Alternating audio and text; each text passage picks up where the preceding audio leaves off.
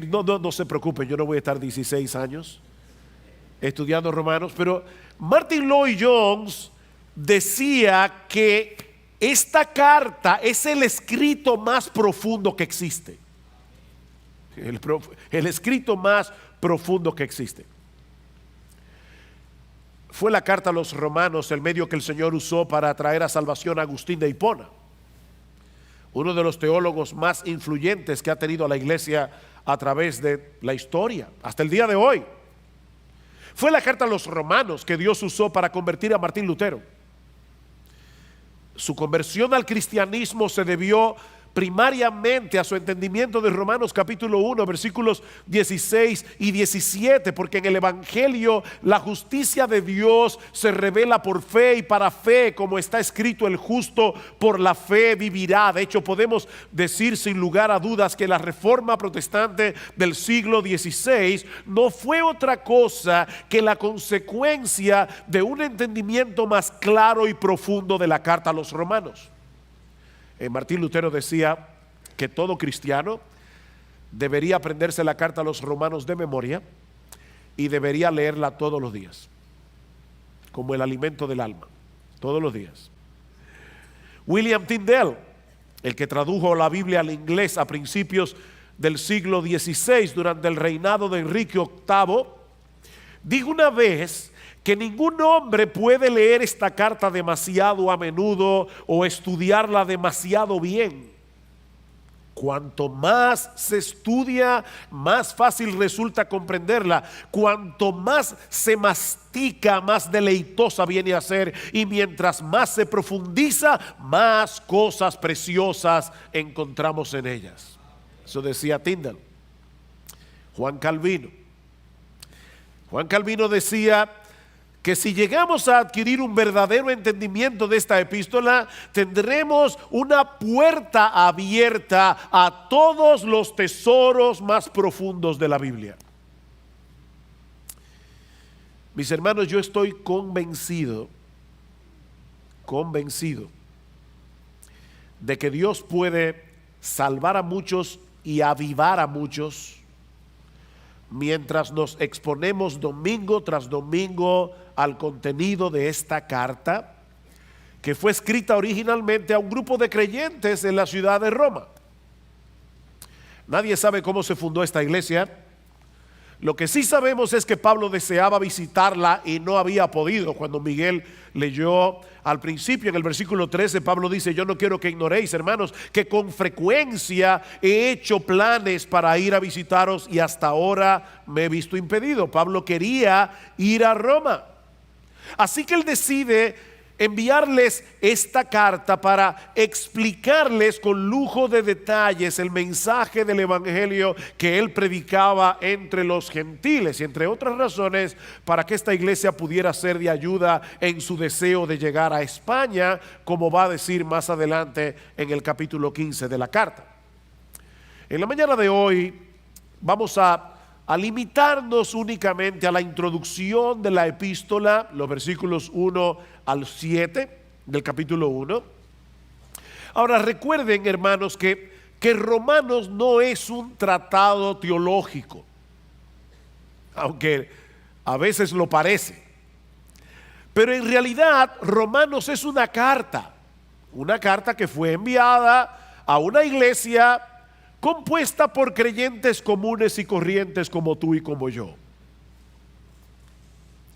En la antigüedad, las cartas tenían un formato muy diferente a las cartas modernas. Usualmente, cuando nosotros escribimos una carta en el día de hoy, comenzamos con el destinatario: estimado Juan.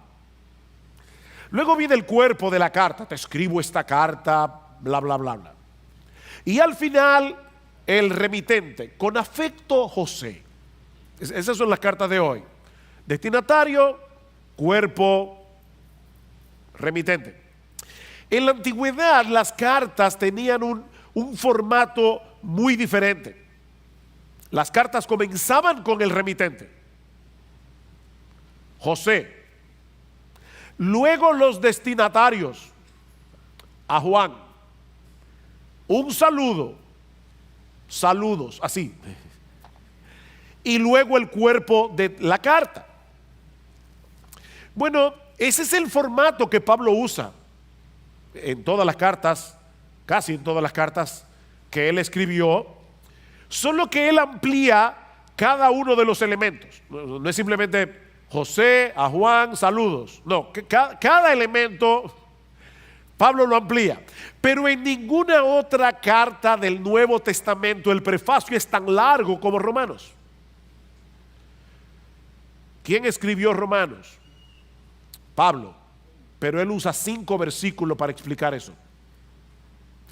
Luego viene el remitente, el destinatario o los destinatarios, en este caso la iglesia de Roma, y usa casi 2 versículos para eso. Y luego viene el saludo. Y lo que vamos a ver en esta mañana, mis amados hermanos, es que, y esto es fabuloso, es que tanto el remitente como los destinatarios, como el saludo, todo viene dado en función del evangelio.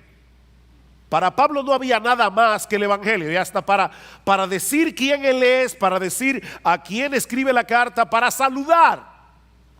Él no puede hacerlo si no es en función del evangelio. Así que comencemos con el remitente de la carta y les advierto, es la parte más extensa de este sermón para que no se asusten. Vamos a estar un buen rato en el remitente de la carta que encontramos en el versículo 1 de Romanos. Dice: Pablo, siervo de Cristo Jesús, llamado a ser apóstol, apartado para el evangelio de Dios. Muchos cristianos quisieran tener un testimonio impactante que contar acerca de su conversión, y eso es equivocado. No tenemos que querer haber tenido una vida muy mala para que la gente se impresione. Yo antes era un ladrón, un drogadicto, un alcohólico, pero Cristo me salvó, y wow. No tiene que ser tan espectacular. Bienaventurado el varón que no anduvo en consejo de malos. Ahora, si había alguien que tenía mucho que contar acerca de su conversión, era el apóstol Pablo. Este hombre había sido un fariseo que en su celo por el judaísmo había llegado a ser un perseguidor de la iglesia, hasta que tuvo un encuentro con el Cristo resucitado camino a Damasco, y todo cambió. Y Pablo compartió varias veces esta historia de conversión, así que es apropiado en ciertos contextos que nosotros digamos cómo fue que el Señor nos salvó. Pero al presentarse delante de esta iglesia que no lo conocía personalmente, Pablo pasa por alto totalmente su espectacular historia de conversión y se presenta a sí mismo como un esclavo de Jesucristo, llamado a ser apóstol, apartado para el evangelio de Dios. Esa es su tarjeta de presentación. El Señor Jesucristo había decidido tomar a este antiguo perseguidor de la iglesia no solo para hacerlo suyo, uno de sus esclavos, que es la traducción literal de la palabra siervo que aparece en el versículo 1. Pablo se veía a sí mismo como un esclavo de Jesucristo, sino también para ser uno de sus apóstoles. De hecho, más adelante Pablo va a decir en el versículo 5, por medio de quien hemos recibido la gracia y el apostolado. Los apóstoles de Cristo son hombres escogidos por Jesús, que habiendo sido testigos oculares de su resurrección, fueron comisionados por él para hablar en su nombre y poner el fundamento de la iglesia, dice Pablo en Efesios capítulo 2 versículo 20. Así que toda iglesia cristiana verdadera es apostólica. Nosotros somos apostólicos, somos evangélicos, católicos, apostólicos y evangélicos, no romanos. Es por eso, mis hermanos, que ya no hay apóstoles. No, yo sé que hay gente que se dicen que son apóstoles, pero hay gente que cree que son Napoleón. Yo estoy diciendo, oficialmente hablando, hoy día no hay apóstoles. Una persona que se llame apóstol, sencillamente y tal vez lo hace con un buen corazón, pero está sinceramente equivocado. No hay apóstoles en el día de hoy, porque los apóstoles pusieron el fundamento de la iglesia. Yo no sé cuántos ingenieros y arquitectos hay aquí, pero todo el mundo sabe que el fundamento de una edificación se pone una sola vez y para siempre. ¿Ok?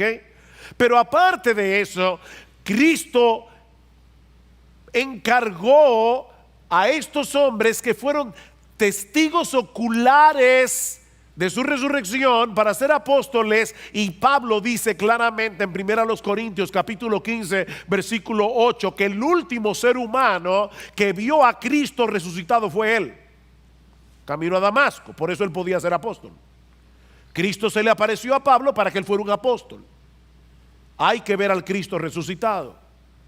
Ahora, eso quiere decir, mis hermanos, y por eso esto es tan importante, que cuando un apóstol habla, lo hace como portavoz de Jesucristo, es decir, como si fuera Jesucristo mismo el que hablara. Así que al leer esta carta de Pablo a los romanos, debemos recordar que este no es un documento privado escrito por un creyente del primer siglo que estaba preocupado por una iglesia en la ciudad de Roma. No. Pablo escribe esta carta con la autoridad de un apóstol. De manera que en última instancia la revelación del evangelio que encontramos en esta carta no se origina en Pablo, se origina en Jesús. Algunas personas hablan de el evangelio de Pablo. No, este no es el evangelio de Pablo. Este es el evangelio de Jesús. De manera que rechazar el evangelio que se revela, se define, se describe en la carta a los romanos no es rechazar a Pablo, es rechazar a Jesucristo. Ahora, cuando nosotros mencionamos la palabra evangelio, no debemos suponer que todo el mundo entiende la misma cosa. Así que ahora Pablo todavía está en el remitente. Él está tratando de decir a la iglesia de Roma quién él es. Pero ahora Pablo va a pasar a definir con más detalle cuál era ese mensaje que el Señor Jesucristo le había comisionado predicar entre los gentiles, porque ese mensaje del evangelio define la identidad de Pablo como apóstol de Jesucristo. Y hay básicamente 5 cosas que Pablo menciona en este prefacio acerca del evangelio, comenzando con el origen del evangelio. Noten una vez más el versículo 1. Pablo, siervo de Cristo Jesús, llamado a ser apóstol, apartado para el evangelio de Dios.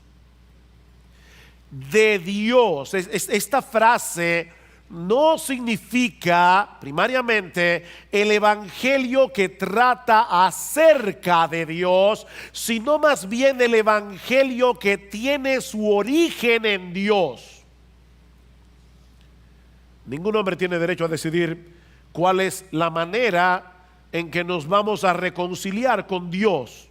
Recuerden que en esta ecuación Dios es el ofendido y Dios es Dios. Así que tenía que ser Dios el que estableciera el protocolo a través del cual nosotros podemos reconciliarnos con Él y acercarnos a Él. Por eso Pablo habla de el evangelio, no de un evangelio. En el Nuevo Testamento siempre se habla de el evangelio porque solo hay uno. Un evangelio, el único que hay. La palabra evangelio significa buenas noticias. Bueno, mis hermanos, amigos que nos visitan, de todas las buenas noticias que tú pudieras recibir a lo largo de tu vida, no hay una buena noticia que sea más buena noticia que la buena noticia del evangelio. De hecho, sin esta buena noticia, ninguna noticia es buena. La buena noticia del evangelio es lo que hace bueno cualquier otra cosa.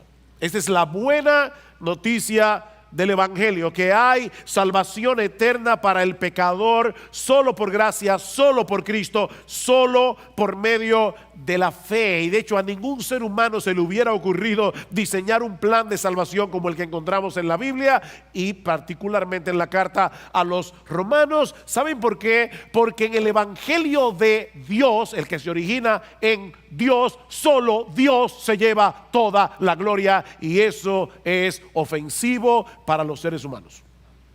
Decía Agustín de Hipona: al hombre le resulta ofensivo que Dios sea Dios. Y en el evangelio que se revela en el Nuevo Testamento, y de manera particular en la carta de Pablo a los romanos, no hay un solo motivo para que el hombre sea exaltado. El único que merece la gloria es Dios. Este es el evangelio de Dios.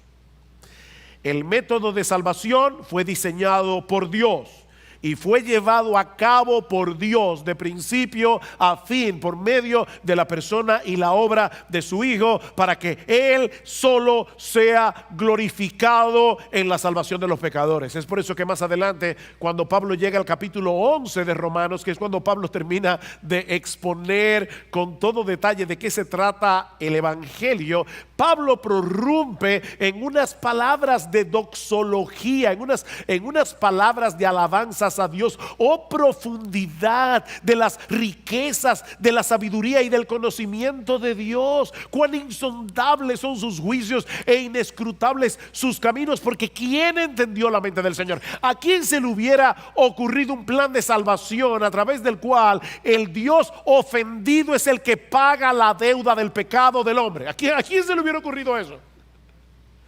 Para que Él sea el justo y el que justifica al que es de la fe de Jesús. Dice Pablo: oh profundidad, ¿quién ha conocido la mente del Señor? ¿O quién llegó a ser su consejero? ¿O quién le ha dado a Él primero para que se le tenga que recompensar? Porque de Él y por Él y para Él son todas las cosas. A Él sea la gloria por los siglos. El evangelio se origina en Dios. Pero vemos también aquí en este prefacio, y todavía estamos en el remitente, recuerden, la continuidad del evangelio. Versículo 2: que Él es Dios, que Él ya había prometido por medio de sus profetas en las Santas Escrituras. El evangelio que Pablo predicaba, el evangelio que encontramos en todo el Nuevo Testamento, es el mismo evangelio que comenzó a ser revelado en el huerto del Edén. No hay otro evangelio. Tan pronto Adán y Eva se rebelaron contra Dios, Él prometió enviarles un Salvador que habría de rescatarlos del pecado y de todas las consecuencias del pecado. Esa es la promesa que se va desarrollando a través de todo el Antiguo Testamento. Y todos los creyentes del Antiguo Pacto se salvaron porque pusieron su confianza en esa promesa. Se salvaron a crédito, porque Cristo no había llegado, pero ellos estaban esperando a ese Salvador. Tú vas a una tienda con tu tarjeta de crédito y pasas la tarjeta, tú no has pagado todavía un centavo, te llevas el televisor, disfrutas el televisor por un mes, hasta que llega la tarjeta y tienes que pagar. Bueno, todos los santos del Antiguo Testamento, no quiero ser irreverente, pero se salvaron porque Dios fue pasando la tarjeta por cada uno de ellos, y el deudor era Jesucristo. Así que todo el mundo que se ha salvado, desde Adán hasta el último que se salve, se va a salvar únicamente por gracia, únicamente por Cristo y únicamente por medio de la fe. Es el mismo evangelio. Los 39 libros del Antiguo Testamento son 39 postes que Dios colocó en el camino de los israelitas fieles, para que supieran que debían esperar por fe en ese Mesías que habría de venir. Todos los corderos que fueron sacrificados en el Antiguo Testamento según el sistema sacrificial de la ley mosaica, todos apuntaban hacia Cristo. Todas las profecías, las grandes profecías del Antiguo Testamento apuntaban hacia el Mesías. Mientras que los 27 libros del Nuevo Testamento son 27 postes que nos llevan a descansar por fe en ese Mesías que ya vino, que murió, resucitó, ascendió a los cielos y está sentado a la diestra de Dios. De manera, mis hermanos, que este evangelio, el único que hay, es certificado tanto por los profetas del Antiguo Testamento como por los apóstoles del Nuevo Testamento, y en el medio por Jesús mismo. Y la unidad de su testimonio es una prueba poderosa, contundente, irrebatible de la veracidad del evangelio. Lo que nos lleva al tercer elemento que Pablo menciona en este prefacio, y es la esencia o sustancia del evangelio. Versículo 3, acerca de su Hijo, que nació de la descendencia de David según la carne. Acerca de su Hijo. Si este evangelio es revelado en toda la escritura de principio a fin, entonces, mis hermanos, Jesucristo es el punto focal de toda la Biblia, porque Él es la esencia o sustancia del evangelio. Jesucristo es el evangelio. Dios no envió un plan para salvar al hombre. Él envió a una persona. A una persona. Y eso diferencia al cristianismo de todas las religiones del mundo. Todas las religiones te ofrecen reglas, rituales, consejos a través de los cuales los hombres pueden acercarse a Dios, pero el evangelio más bien nos revela lo que Dios ya hizo a través de la persona y la obra de su Hijo para que los hombres pudieran reconciliarse con Él. Jesucristo y su obra conforman la sustancia del evangelio. Él es la buena noticia del evangelio. Como dice Juan Calvino, todo el evangelio está contenido en Cristo. Y por lo tanto, alejarse solo un paso de Cristo significa alejarse del evangelio. Y noten todo lo que Pablo dice aquí acerca de Jesucristo. Y es impresionante, tanto en tan pocas palabras. En primer lugar, que Él es el Hijo de Dios. Si tú pones a un lado la declaración del versículo 2 y conectas el versículo 1 con el 3, vas a leerlo de esta manera: Pablo, siervo de Cristo Jesús, llamado a ser apóstol, apartado para el evangelio de Dios, acerca de su Hijo. ¿Ven?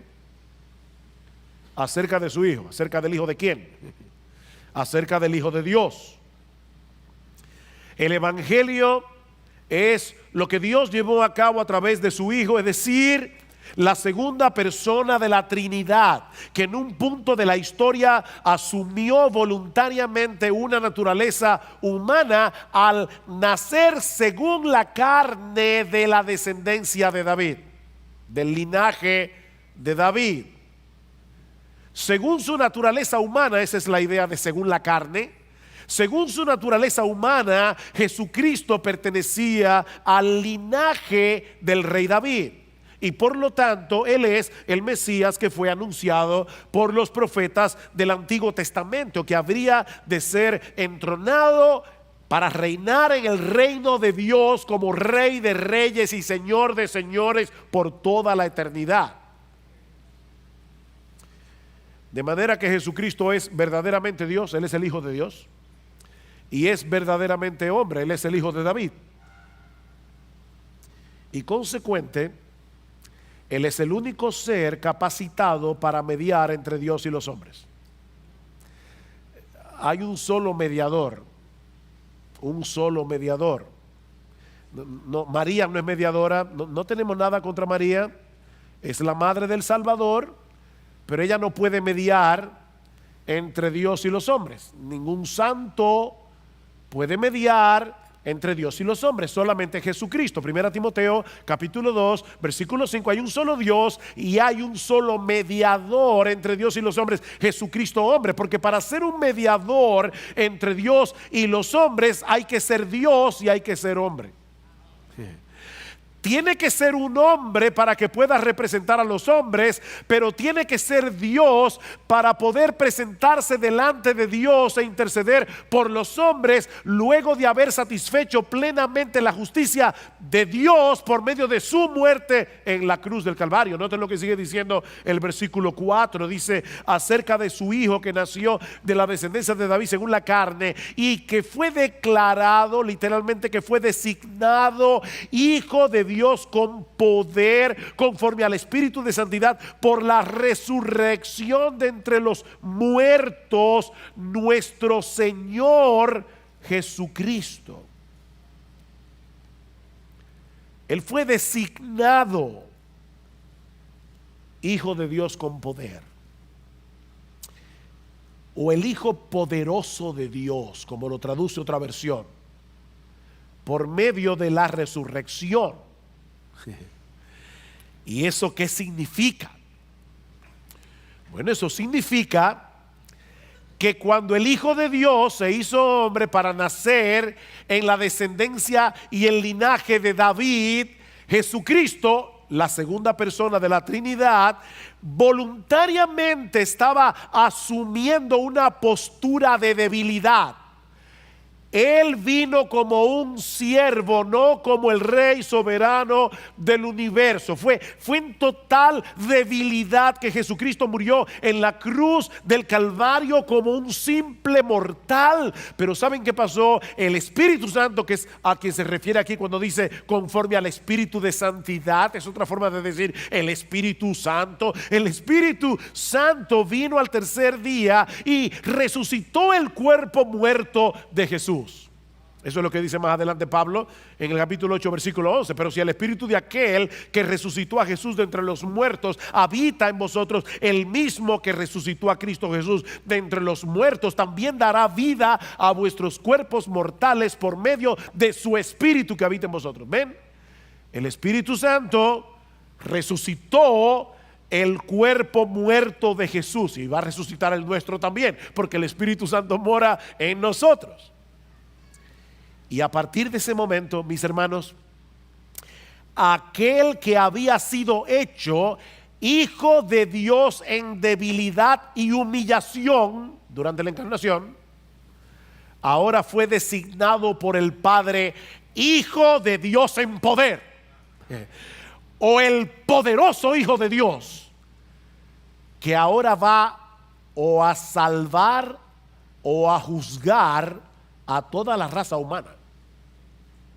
Dios, el Padre, designó a Jesucristo como el poderoso Hijo de Dios a través de la resurrección.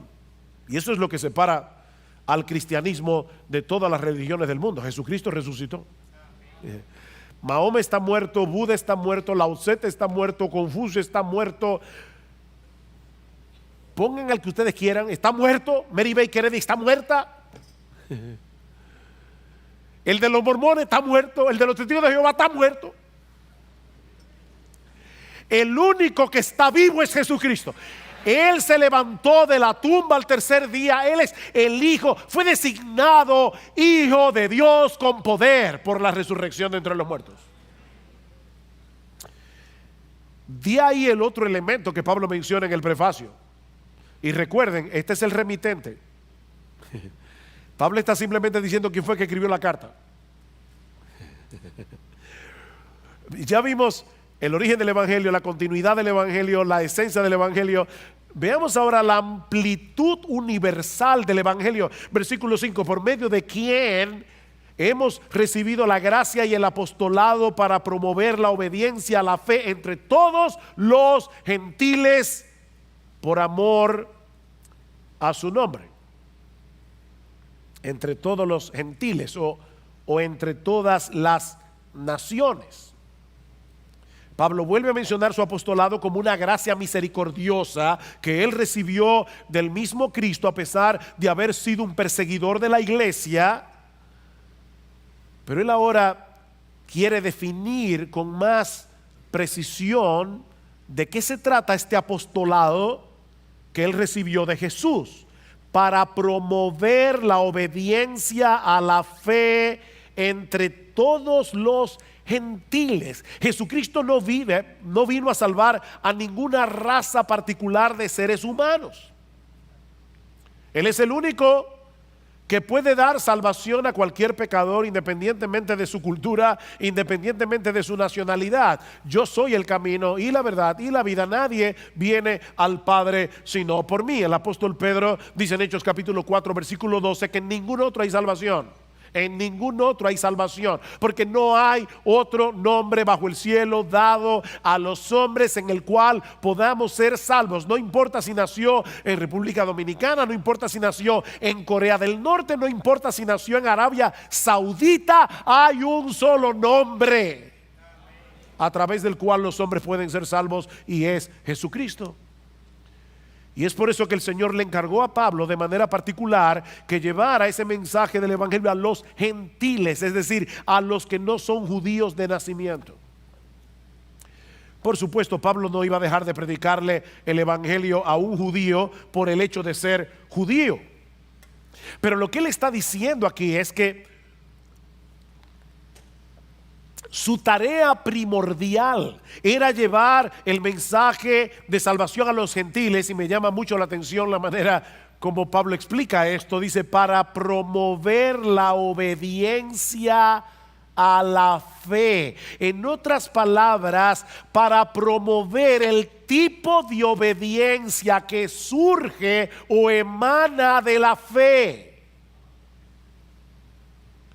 Una de las cosas en las que Pablo insiste una y otra vez en todas sus epístolas, pero de manera particular en esta carta a los romanos, es que el pecador es justificado, es decir, declarado justo en el tribunal de Dios por medio de la fe sola, no por ninguna otra cosa. No la fe más obras, no la fe más la misa, no la fe más rituales, no la fe más confesarse con un sacerdote, la fe sola. Pastor, ¿qué significa la palabra sola? Bueno, en el griego es una palabra interesante que significa sola. Sola, nada más, solamente por medio de la fe. Pero Pablo también insiste, y este es el punto importante aquí. Él insiste en el hecho de que la fe en Jesucristo, mi amigo, escúchame bien, si tú estás aquí de visita hoy en la mañana, Pablo y todo el Nuevo Testamento insiste en el hecho de que la fe en Jesucristo necesariamente implica un sometimiento voluntario al señorío de Jesús. Por eso tanto en el versículo 5 como en el 4 como en el versículo 7 Pablo se refiere a Jesús en esta carta como Señor. Él es Señor. Y de hecho por eso es que Pablo se presenta a sí mismo como un esclavo, porque Él es el Señor. Y eso no es exclusivo de Pablo. No es que Pablo era esclavo de Jesús y nosotros los otros cristianos no. No, hermanos, esa es la condición de todo aquel que ha creído de verdad en Jesucristo, porque Él es el Señor. Mira, mi amigo, déjame decirte algo muy importante. A final de cuentas, todos aquí somos esclavos de alguien. Aquí no hay nadie que no sea un esclavo, pero somos esclavos de diferentes amos. O somos esclavos del pecado, o somos esclavos de Jesús. No hay una tercera opción. Escucha lo que dice Pablo en Romanos capítulo 6. ¿No sabéis que cuando os presentáis a alguno como esclavos para obedecerle, sois esclavos de aquel a quien obedecéis, ya sea del pecado para muerte o de la obediencia para justicia? Tú eres esclavo del amo al que tú obedeces. Si eres esclavo del pecado, vas a obedecer al pecado. Si eres esclavo de Cristo, vas a obedecer a Cristo, no perfectamente, pero sí sinceramente. Y a la luz de esa realidad, yo te pregunto, ¿quién es tu amo? Y esta pregunta es para todos, aún para aquellos que son miembros de IBCJ. ¿Quién es tu amo? Porque somos esclavos de alguien. Tú puedes decir con toda certeza que Jesucristo es tu Señor, que en tu vida es su voluntad la que importa, no la tuya. De manera que si hay un conflicto entre tu voluntad, lo que tú quieres hacer, y la clara voluntad de Jesús revelada en su palabra, hay una lucha. Sí, hay una lucha porque el pecado todavía mora en ti, pero tú quieres obedecer a Jesús y tú quieres pecar. Ahí está el problema. Pero hay una tensión, hay una lucha. ¿Tú percibes esa lucha? Recuerda, no hay alternativa. O eres esclavo del pecado o eres esclavo de Jesucristo. Una esclavitud opresiva es destructora. La otra, sorprendentemente, es liberadora. Es una esclavitud liberadora. Es una esclavitud que nos liberta. Conoceréis la verdad y la verdad os hará libres, y la verdad es Jesucristo. Todo aquel a quien el Hijo libertare será verdaderamente libre. Tener a Jesús como Señor es una enorme bendición. Déjame hacer un ejercicio contigo que escuché recientemente. Vamos a suponer que a ti te encargan conformar un grupo de personas y mira quiénes deben estar en ese grupo. Tú ahora mismo, ahí sentado, ahora mismo, por favor, tú vas a pensar cuál es la persona más bondadosa que yo conozco. Ponla en el grupo. ¿Cuál es la persona más generosa que yo conozco? Ponla en el grupo. ¿Cuál es la persona más paciente que yo conozco? Ponla allí en el grupo. ¿Cuál es la persona más inteligente y más sabia que tú conoces? ¿Cuál es la persona más tierna y firme que tú conoces? Esa va en el grupo. ¿Cuál es la persona más capaz que tú conoces? Ponla ahí en el grupo. Y así puedo seguir mencionando virtudes. ¿Cuál es la persona más mansa y humilde que tú conoces? Ponla en el grupo. Ahora júntalas todas en una sola persona y luego lleva cada una de sus virtudes a la perfección y tú tendrás una idea aproximada de lo que es tener a Jesucristo como dueño, amo y Señor de tu vida.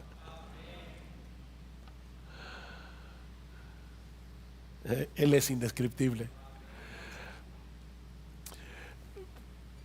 Mira, déjame decirte algo, a ti que eres esclavo del pecado. Tú crees que tú eres libre, pero tú eres un esclavo. Lo que pasa es que el pecado opera a través de tus propios deseos y te engaña, y él te hace creer. Eres tú el que toma la decisión, pero porque eres un esclavo.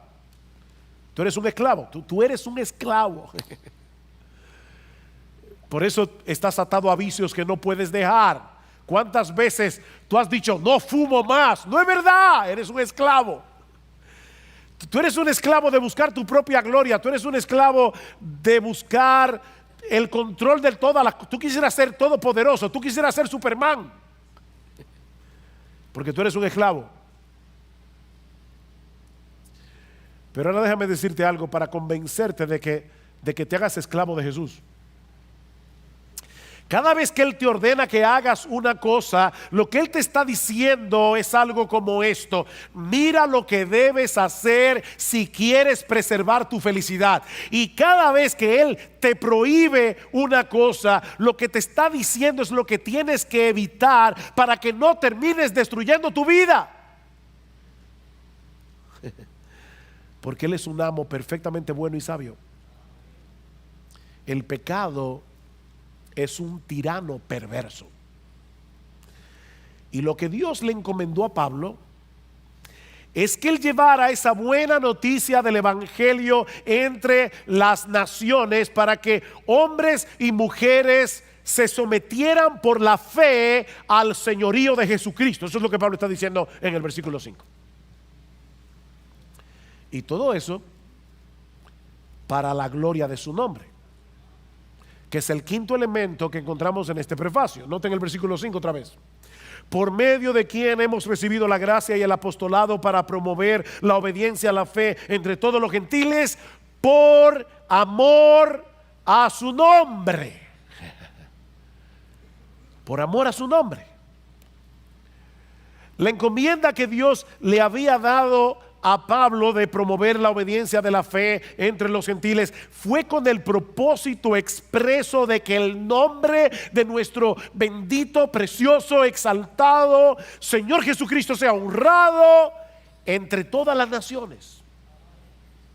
Esa es la meta final del evangelio, es la exaltación de Jesús como el único Señor, como el único Salvador de la raza humana. Como dice John Stott, la razón principal por la que debemos predicar el evangelio no es la principal, no la única, pero no es porque queremos que los pecadores sean salvos, aunque debemos anhelar con todo nuestro corazón que los pecadores sean salvos. Pero la razón primordial, dice John Stott, es un celo abrasador y apasionado por la gloria de Jesucristo.